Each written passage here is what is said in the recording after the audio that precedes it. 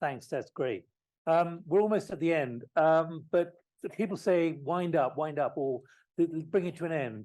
But actually, I think this should be a takeoff moment. And that's when I said to Fredrik and Helen, I said, look, let's make this a takeoff moment. Can I just remind you, if you can just get your machines, your handsets out, I'm going to ask you a question in a moment to find out what kind of change there has been in the last 6 hours. But let me, Hanna, give you just a couple of personal reflections, if I may. What worries me always is the people who are not in the room. That's the majority of people. And I think coming through, we don't need this for the moment, Ben, coming through loud and clear is the fact that there's something massive happening, but people are confused and people don't fully understand in the way that Alok talked about right at the beginning of today.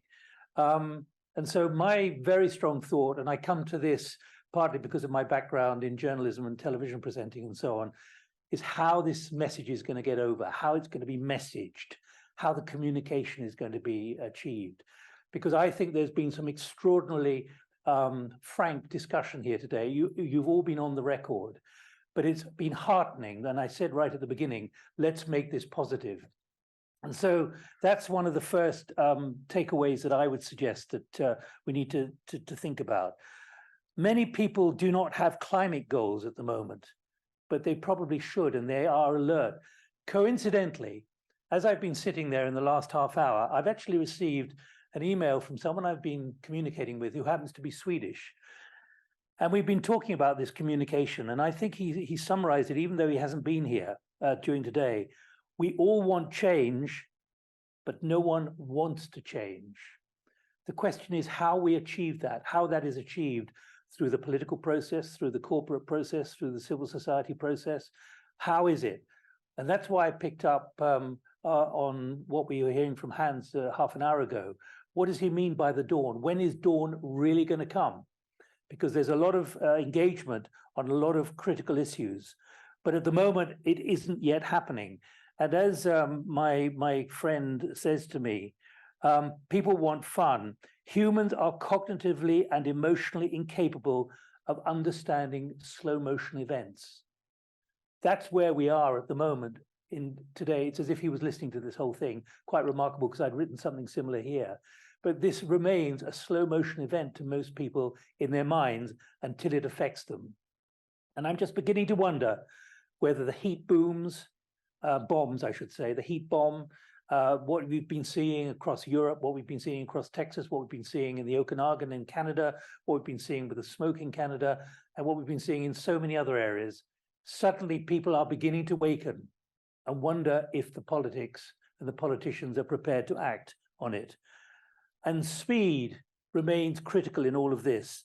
I was very struck by what Per Tunnell said at one point. He said, it's not hard to abate, but everyone is slow to abate. In other words, there are solutions, but people don't really still want to change their car, change the way they work, change the way they live, change what they buy. And I think the challenge for the Swedish Chamber and all of you in your own businesses and organizations is how to communicate this outside. There's great innovation. The technology exists, but somehow, and so does the money, but somehow we still don't yet have that critical mass, which is providing an irreversible sense of change. So I leave that thought with you. And what would be great, and I mentioned this at the beginning, is if any of you have got any thoughts, it would be great to hear. Share them with us, because I mentioned green hushing at the beginning. It's come up 2 or 3 times. Surely success is something you want to talk about, not actually hide under your coat. Does anyone want to come in at any point just to sort of mention their reflection as well?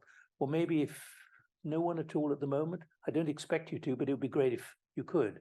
Let's just go to this Slido then and just see if there's any significant change. The question remains the same, but after 6 hours in here, do you better understand what net zero is and the implications for your organization? Yes or no?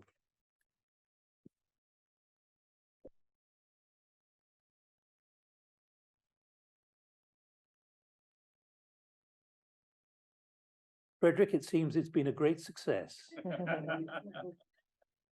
That's tremendous. Who is the 5% in here?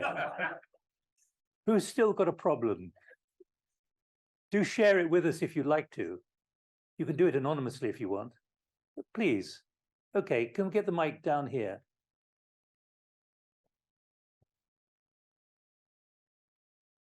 Thank you. I'm Pertinel from Wallenius. I said no, because I still think there is so much uncertainties. I know that I know the challenge. I know we have to do things, and I know we have to pick up the pace and everything. But there's so many things that needs to change, and we don't know what changes that will come in the future. So that's why I'm still not fully. I still not understand the full impact of the net zero. I don't even think those dealing with net zero can fully define it. Exactly. Yeah, I think that's a very reasonable point. Hanna, do you want to come in at all? I just want to add super briefly to what you were saying as well, and pick up on what Svante said regarding that we need the visions to actually what a net zero society looks like as well. I think that's important. And we've really heard very good examples from today. So thank you once again for sharing, both from the audience and from our speakers. So the only final ask I have on my end is that you also share this, so that it goes out and beyond this room. So share it with your colleagues, with your friends and partners, so that we really all can benefit from this together and move a bit faster. And I'm also taking away that we were on par with the UN when it comes to content. That was good. I think that was great, Michael. Thank you very much indeed. Do tell them we're available if they're struggling. But I should also emphasize that right at the end of November, much of this theme is going to be picked up again at Out of Thinking for the Chamber. So do see this as part of a process, building a community of sharing experiences, and also moving forward at this critical time, which remains an existential threat to our survival as human beings on the planet. The planet will survive, but it's a question of whether we are on it as the planet moves forward. So thank you very much indeed for inviting us. Thank you so much, Nick, for hosting this together. And to you, Hanna, as well. Yeah. Fredrik. That's when I must say a massive thank you to Hanna and Nick. Super professional and super good to keep the tempo going for most of the day and whole day here now.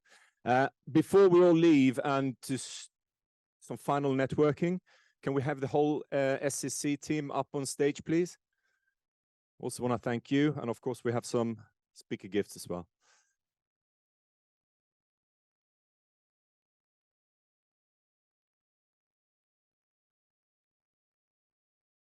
Hello as well.